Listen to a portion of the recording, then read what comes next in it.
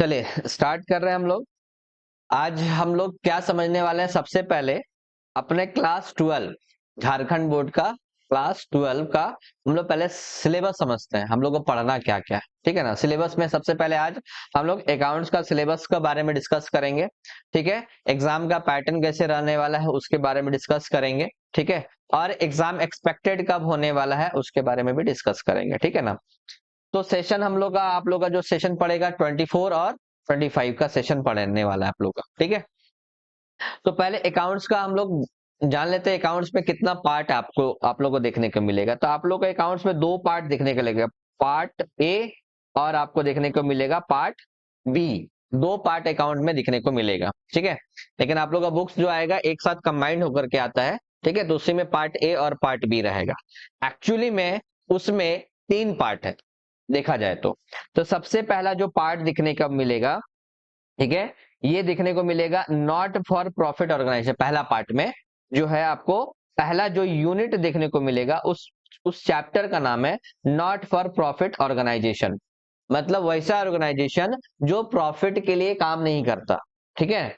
जैसे आप लोग का मंदिर हो गया, मस्जिद हो गया, स्कूल हो गया, कॉलेजेस हो गया, ये सब जो जो ऑर्गेनाइजेशन है वो प्रॉफिट मोटिव से काम नहीं करते, ठीक है ना। तो लेकिन उसके पास तो पैसा तो आता है, ट्रांजेक्शन तो होता है।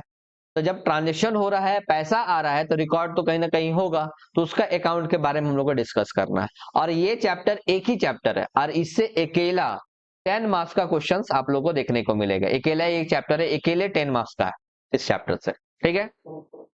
दूसरा जो यूनिट है आप लोग का, उस चैप्टर का, उस टॉपिक का नाम है अकाउंटिंग फॉर पार्टनरशिप फर्म।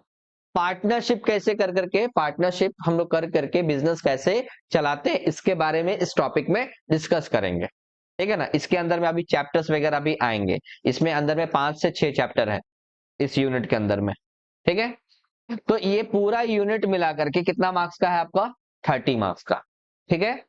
और तीसरा जो यूनिट है वो आप लोग का है अकाउंटिंग फॉर कंपनीज। मतलब अब पार्टनरशिप के बाद में हम लोग किसके बारे में डिस्कस करेंगे, कंपनीज। कंपनी कैसे रेगुलेट होता है, कौन सा सेक्शन लगता है शेयर क्या होता है, डिवेंचर्स क्या होता है, शेयर होल्डर्स क्या होता है, शेयर कैसे परचेज किया जाता है, कैसे सेल करते हैं, इसके बारे में भी इस चैप्टर्स में डिस्कस करेंगे, ठीक है ना। इसके अंदर में तीन तीन चैप्टर पढ़ना है। किसके, इस यूनिट के अंदर में अप्रोक्सीमेटली 3 चैप्टर पढ़ना है, ठीक है। तो ये पूरा 3 चैप्टर मिलाकर कितना मार्क्स का है, ये 20 मार्क्स का। तो अकॉर्डिंग टू देखा जाए पार्ट ए में अब हम लोग का कितना मार्क्स का टोटल क्वेश्चंस हो गया, 60 मार्क्स का। अगर आप पार्ट ए अच्छे से कवर कर लेते हैं तो 60 मार्क्स का सिर्फ कवर अप हो गया, ठीक है। तो आपको पासिंग मार्क्स कितना चाहिए, 33 चाहिए, तो वो 100 में। लेकिन अगर 80 मार्क्स का पेपर आता है तो आपको पासिंग मार्क्स कितना चाहिए होगा, 27। तो आपके पास में अगर आप ये तीनों यूनिट कवर कर लेते हैं तो आपके पास में 60 मार्क्स है। 60 मार्क्स में 27 आराम से आप लोग लेकर के आ सकते हैं। ये पासिंग क्राइटेरिया है, ठीक है, ये हम बता दिए। अब आते हैं पार्ट बी के बारे में डिस्कस कर रहे हैं। पार्ट बी में आप लोग का यूनिट 4 देखने को मिलेगा। यूनिट 4 में क्या क्या है, analysis of partnership, financial statement, analysis of financial statement. ये अकेले कितना मार्क्स का है, 12 मार्क्स का। इसमें कितना चैप्टर होंगे, तो इस चैप्टर में, इस यूनिट में आपको 2 चैप्टर थ्योरी देखने को मिलेगा और 3 चैप्टर आप लोग को प्रैक्टिकल देखने को मिलेगा, ठीक है ना। तो थ्योरीज भी रहेगा इस सेक्शंस में। थ्योरी मतलब कि छोटा सा माइनर सा थ्योरी रहेगा, 3 से 4 मार्क्स का क्वेश्चन आने वाला उस थ्योरी से, ठीक है। लेकिन 2 चैप्टर का, बाकी 3 चैप्टर जो है वो आपका प्रैक्टिकल है पूरा का पूरा, ठीक है।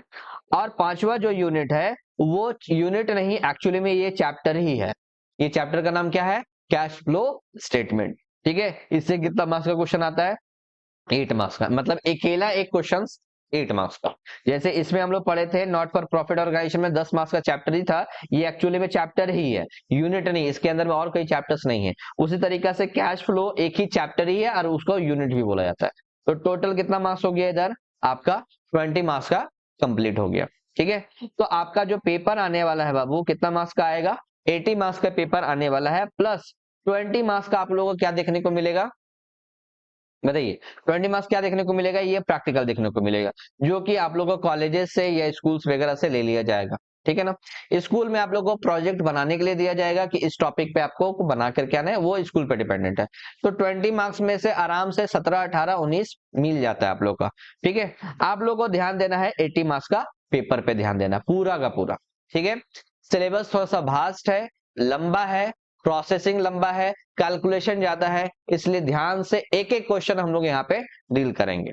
ठीक है, सारा क्वेश्चन एक एक क्वेश्चन, जहां नहीं समझ में आए एक बार हमसे डिस्कस करना, हम बताने का कोशिश करेंगे। ठीक है, जब हम पढ़ाते चलेंगे तो सारा चीज डिस्कस करते चलेंगे, ये आया कहां से, कैसे नहीं आया। अगर उस बीच में डाउट होता है तो फिर से उसको हम रिपीट भी कर देंगे कि सर कैसे आया। ठीक है, चलिए। तो यूनिट 1 में हम लोग का एक ही चैप्टर है जिसका नाम है क्या, नॉट फॉर प्रॉफिट ऑर्गेनाइजेशन। कितने मार्क्स का है बाबू, 10 मार्क्स का अकेला चैप्टर है। ठीक है, तो इसको अलग से पढ़ेंगे, बाद में पढ़ेंगे। ठीक है, यूनिट 2 में हम लोग को पढ़ना है किसके बारे में, हम लोग को पार्टनरशिप फार्म के बारे में पढ़ना है। पार्टनरशिप एक्चुअली में क्या होता है सर, उसके बारे में डिस्कस करेंगे। तो पार्टनरशिप फार्म में कितना चैप्टर्स पढ़ना है देख लीजिए, कितना चैप्टर्स है, चैप्टर 2, 3, 4, 5, 6, मतलब एक्चुअली में 5 चैप्टर्स है देखने को मिलेगा। ठीक है, ठीक, किसी किसी चैप्टर्स में क्या कर देता है, कभी कभी गुडविल का चैप्टर अलग कर देता है, इसी में जो चैप्टर नंबर 3 है इसमें गुडविल का चैप्टर अलग कर देगा और change in profit sharing ratio का चैप्टर अलग कर देगा, तो एक चैप्टर और बढ़ गया उसमें।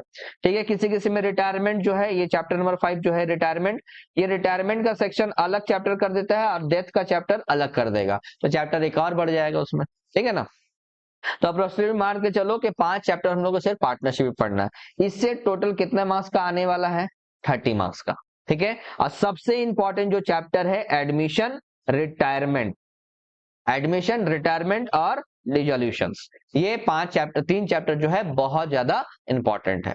ठीक है, जो कि इस बार का भी चैप्टर मतलब एग्जाम में बहुत सारा क्वेश्चन पूछा गया था इस चैप्टर से। ठीक है, एमसीक्यू, इस बार का पैटर्न क्या था, पैटर्न, एग्जाम का पैटर्न हम आप लोगों को बताते हैं कि इस बार का एग्जाम का पैटर्न था 30 मार्क्स का क्या था, एमसीक्यू था, और बाकी 50 मार्क्स का क्या था, आपको प्रैक्टिकल क्वेश्चंस था, प्रैक्टिकल क्वेश्चंस और प्लस थ्योरी आप लोगों को देखने को मिला था। ठीक है, तो 30 मार्क्स का एमसीक्यू, तो अगर इसमें से आप अच्छे से कवर कर लेते तो 20 मार्क्स कहीं नहीं जाता बाबू, 20 मार्क्स आराम से कवर कर सकते हैं। और प्रैक्टिकल क्वेश्चंस में, प्रैक्टिकल क्वेश्चन में 50 मार्क्स का है, तो अगर अच्छे से अटेम्प्ट कर ले, 3 चैप्टर अटेम्प्ट कर ले, 3 चैप्टर मतलब ये वाला अगर चैप्टर ये कवर कर लिए, ठीक है ना, और कंपनीज वाला चैप्टर कवर कर लिए, तो आराम से हम 30 मार्क्स आराम से आपका आ सकते हैं। तो देखिए 20 प्लस 30, 50 मार्क्स का कवर अप, और आपका प्रोजेक्ट से आपको कितना मिल जाएगा, 15 मार्क्स मान के चले तो 65 आप लोग का हो गया, फर्स्ट डिवीजन का मार्क्स हो गया। ऐसे देखा जाए, ये जस्ट हम कैलकुलेशन नॉर्मल तरीका से कैलकुलेशन बता रहे हैं, लेकिन इससे ज्यादा भी स्टूडेंट लेकर के आते हैं। 80% हमको, हम लोग आप लोग का टारगेट रखे 80 से 90% का टारगेट रखे हुए, 80% से 90% का टारगेट रखे हुए कि आप लोग को लेकर के आना है। ठीक है ना, तो चैप्टर का जितना क्वेश्चन है सारा डील करेंगे, सारा कुछ बताएंगे, कैलकुलेशन कैसे होता है उसके बारे में डिस्कस करेंगे। ठीक है, तो आज जो हम लोग जो स्टार्ट करेंगे वो यूनिट नंबर 2 स्टार्ट करेंगे। यूनिट 1 हम लोग कुछ दिन के बाद स्टार्ट करेंगे। ठीक है ना, यूनिट 1 में हम लोग जैसे यूनिट 2 में हम लोग सारा चैप्टर पढ़ने के बाद ये वाला चैप्टर हम लोग स्टार्ट करेंगे। ठीक है ना, ठीक है, ये चैप्टर, नहीं तो कोशिश करेंगे कि यूनिट 2 में अगर चैप्टर 1, 2 हो गया है और 3 हो गया, ये दोनों चैप्टर खत्म करने के बाद यूनिट 2 में चले जाएंगे हम लोग, कौन सा चैप्टर में, partner non for profit organisation में, ये 2 चैप्टर कवर करने के बाद तब तक आप लोग के पास में बुक्स वगैरह भी आ जाएगा। हाँ, यूनिट 2 ज्यादा इंपॉर्टेंट है।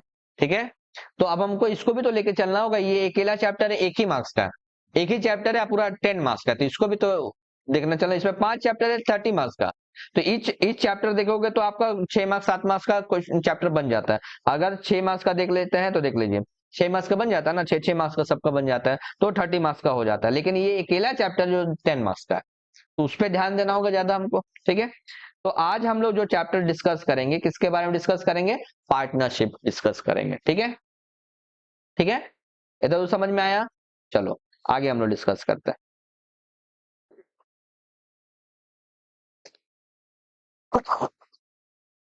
ठीक है, ये जो सेक्शंस है आज हम लोग chapter number 2 fundamental of partnership firm के बारे में डिस्कस करेंगे। ठीक है ना, तो सर अब ये बताइए पार्टनरशिप होता क्या है एक्चुअल में। तो पार्टनरशिप से पहले आप लोग को ये समझना होगा, पार्टनर और यहाँ पे शिप, ठीक है, दो वर्ड है बाबू साथ में, ठीक है, कंबाइन करके लिखा हुआ है। तो पार्टनर का मतलब क्या होता है, पार्टनर केसेस किसको समझता है, ठीक है।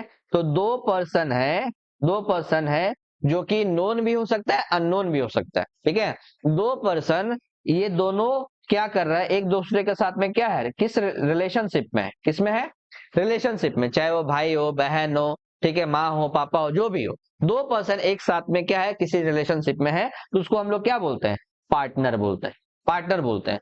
लेकिन अब ये दो पर्सन मिल करके कुछ किसी क्या कर रहा है, किसी वर्क को कर रहा है, कोई वर्क कर रहा है, जैसे कोई बिजनेस कर रहा है मिल करके, है ना, किसी टाइप का बिजनेस कर रहा है जिससे वो क्या कमाए, प्रॉफिट अर्निंग करे, है ना। तो उसको हम लोग बोल देंगे पार्टनरशिप फर्म, है ना। तो शिप का मतलब क्या हो गया, डूइंग वर्क, डूइंग वर्क, और पार्टनर का मतलब क्या हो गया, relationship in two person, minimum two person. Clear हो गया, ठीक है। तो पार्टनरशिप का मतलब समझ में आ गया। अब देखो थोड़ा सा डिस्कस करते हैं, थोड़ा सा पीछे से चलते हैं। पीछे में क्या है कि आप लोग चैप्टर 11 में पढ़े थे, हम लोग जो बुक्स पढ़ रहे थे वो जितना भी था वो सिंगल पर्सन के बारे में डिस्कस कर रहे थे। बिजनेस मतलब एक आदमी अगर बिजनेस चलाता है तो कैसे चलाता है, किस तरीके से रोटेट करता है, ठीक है ना। तो उसके बारे में पढ़े, उसमें से इसमें प्रॉफिट मतलब जो भी लॉस हो रहा था उसी का, प्रॉफिट भी हो रहा था उसी का। तो उसमें उसका खुद का कैपिटल लगा हुआ था, ठीक है ना। लेकिन अगर उसी बिजनेस में एक और पर्सन जुड़ जाए तो बिजनेस का कैपेसिटी क्या हो जाता है, बढ़ जाएगा, प्रॉफिट आने का संभावना भी बढ़ जाएगा, ठीक है। और माइंड मतलब आइडियाज, बिजनेस करने का आइडिया भी क्या हो जाएगा, इन बढ़ जाएगा, ठीक है। तो ये हो गया, इसलिए पार्टनरशिप में हम लोग चलते हैं। लेकिन पार्टनरशिप से करने से पहले इंडियन गवर्नमेंट हम लोग का क्या किया हुआ है, कुछ एक्ट बनाया हुआ है, इंडियन गवर्नमेंट एक्ट बनाया हुआ, क्या नाम से बनाया हुआ है बाबू, देखिए, according to Indian Partnership Act 1932, है ना। तो याद रखना होगा इंडियन पार्टनरशिप एक्ट कब आया था, 1932 में। तो आप जब भी दो पर्सन के साथ में मिल करके क्या बना रहे हो, पार्टनरशिप बना रहे हो और किसी काम को कर रहे हो, ठीक है ना, किसी काम को मतलब किसी बिजनेस को कर रहे हो, तो आपको सबसे पहले इस एक्ट को क्या करना होगा, फॉलो करना होगा। इस कानून को, एक्ट मतलब क्या हो गया, कानून को आपको क्या करना होगा, फॉलो करना होगा। फॉलो करने के बाद में तभी आप बिजनेस आप रन कर पाओगे, अदरवाइज रन नहीं कर पाओगे, ठीक है। क्लियर है। तो सर आखिर हम पार्टनरशिप में बनाए क्यों, मतलब पार्टनरशिप बनाएंगे, तो सिंपल सा बात है कि एक पर्सन क्या कर रहा है, बिजनेस को रोटेट नहीं कर पा रहा है, रेगुलेट नहीं कर पा रहा है, ठीक है ना। तो इसलिए हम लोग क्या पढ़ते हैं, क्या करते हैं, किसी एक अदर पर्सन को जरूरत पड़ता है, ठीक है, ताकि वो कैपिटल भी लगाए, हम लोग दोनों मिल करके साथ में काम करें, ठीक है ना। एक जन बाहर का काम करेगा, एक जन ऑफिस के अंदर का काम करेगा, वो चीज होता है पार्टनरशिप में, ठीक है। क्लियर हो गया, ठीक है। तो पार्टनरशिप स्टार्ट करने से पहले क्या करना होगा, आपको इस एक्ट को फॉलो करना होगा, जिसका एक्ट का नाम क्या है, इंडियन पार्टनरशिप एक्ट 1932। अब हमको स्टार्ट करना होगा, बिजनेस स्टार्ट करना होगा, तो उसके लिए सेक्शन लगता है, सेक्शन नंबर 4 से स्टार्ट करते हैं, किससे, सेक्शन नंबर 4 से स्टार्ट करेंगे हम लोग, ठीक है। तो सेक्शन नंबर 4 और इंडियन पार्टनरशिप एक्ट के अकॉर्डिंग पार्टनरशिप का एक्चुअल डिफिनेशन क्या है। तो डिफिनेशन जानने से पहले हम समझ लेते हैं कि देखो, ये दो पर्सन है, ये दोनों रिलेशनशिप में है, और क्या कर रहा है, ये दोनों बिजनेस को क्या करेगा, रन करेगा, है ना। तो बिजनेस क्यों रन करते हैं बाबू, हम लोग यही जानते हैं कि प्रॉफिट अर्निंग कर लिए, ठीक है ना, प्रॉफिट अर्न करेगा। तो सबसे पहले क्या करेंगे, पार्टनरशिप में ये दोनों का रिलेशनशिप बनेगा, एक हम लोग बिजनेस क्रिएट करेंगे, ठीक है ना, और उससे क्या कमाएंगे, प्रॉफिट कमाएंगे, और जो प्रॉफिट आएगा उसको हम लोग क्या करेंगे बाबू, शेयर करेंगे, है ना। तो शेयर करेंगे तो या तो शेयर जो करेंगे ये इक्वल भी हो सकता है, इक्वल शेयर भी हो सकता है, या तो रेशियो में भी हो सकता है ना। तो रेशियो मतलब सर कि रेशियो के अकॉर्डिंग मतलब जो पार्टनर ज्यादा कैपिटल लगाया उसको ज्यादा प्रॉफिट मिलने वाला है, जो कम प्रॉफिट लगाया उसको कम प्रॉफिट मिलेगा। अगर दोनों इक्वल लगाया है तो इक्वल रेशियो से मिलेगा, डिपेंड करता है कि क्वेश्चंस में क्या बोल रहा है। क्लियर है, ठीक है। तो समझ में आया ये वाला। तो डिफिनेशन के अकॉर्डिंग अब चलते हैं, ये तो हम समझा दिए। अब हम लोग चलते हैं डिफिनेशन में क्या बोल रहा है। देखो डिफिनेशन में क्या बोलता है, पार्टनरशिप इज द रिलेशन। क्या है पार्टनरशिप? क्या है? रिलेशन है बिटवीन द पर्सन, एक पर्सन के बीच में। पार्टनरशिप क्या है? रिलेशन है किसके बीच में? किसी पर्सन के बीच में। हु हैव एग्री, वो एग्री करता है किस चीज के लिए? To share the profit, profit को शेयर करने के लिए एग्री होता है। एग्री मतलब क्या करेगा? एक टाइप का एग्रीमेंट बनाएगा, है ना? ठीक है। To have a business carried, जो बिजनेस हम चलाएंगे उसमें जो भी प्रॉफिट आएगा उसको हम लोग क्या करेंगे? शेयर करेंगे। ठीक है। And on by all or any of acting for all, सारे टर्म्स ऑफ कंडीशन को मानते हुए। ठीक है, ये हो गया डेफिनेशन। क्लियर है दूर तक? ठीक है। क्या बोले? तो अब यहाँ पे एक वर्ड आया, देखिए एक वर्ड आया आप लोग का यहाँ पे, ये एग्रीड। एग्रीड का मतलब क्या होता है? एग्रीमेंट बनता है। ठीक है। अब मान लीजिए कि अगर आपका भाई बहन है, भाई बहन का कोई बिजनेस चल रहा है, तो मानते हैं कि चलो ठीक है घर परिवार का है तो उसमें एग्रीमेंट नहीं बनेगा। लेकिन आप यही चीज बिजनेस को अपने दोस्त के साथ कर रहे हैं या अननोन पर्सन के साथ में बिजनेस कर रहे हैं, तो वो कैसे बिलीव कैसे मानेगा वो? ठीक है। तो वो जो भी करेगा वो क्या करेगा? डॉक्यूमेंट के साथ में करेगा। कि हम लोग जो बिजनेस कर रहे हैं वो एक डॉक्यूमेंट बनाते हैं कोर्ट से, कोर्ट्स में डॉक्यूमेंट बना करके उसमें मेंशन करते हैं कि हम इतना पैसा लगाए, इतना पैसा लगाए, और हम लोग दोनों क्या कर रहे हैं? साथ में बिजनेस रन कर रहे हैं। ठीक है ना? तो एग्रीमेंट जो होता है बाबू, वो दो टाइप का एग्रीमेंट देखने को मिलेगा। तो एग्रीमेंट, हाँ, एक रिटर्न एग्रीमेंट देखने को मिलेगा और दूसरा क्या होगा? ओरल एग्रीमेंट देखने को मिलेगा। तो रिटर्न एग्रीमेंट में ये क्या हो जाएगा? एक टाइप का आपका क्या है? एविडेंस है। ये एविडेंस है। अगर इन केस कोई भी पार्टनर क्या कर सकता है आपके साथ में, कुछ भी प्रॉब्लम क्रिएट करेगा, तो आप ये एविडेंस ले जाकर के कोर्ट में उस पर क्या कर सकते हैं? पेश कर सकते हैं और उस पर क्लेम मार सकते हैं कि भैया देखिए मेरे पास में एग्रीमेंट का कॉपी है, और देख लीजिए वो पर्सन भी मेरे साथ में एग्रीमेंट किया था, सिग्नेचर वगैरह सारा चीज रहता है रिटर्न एग्रीमेंट में।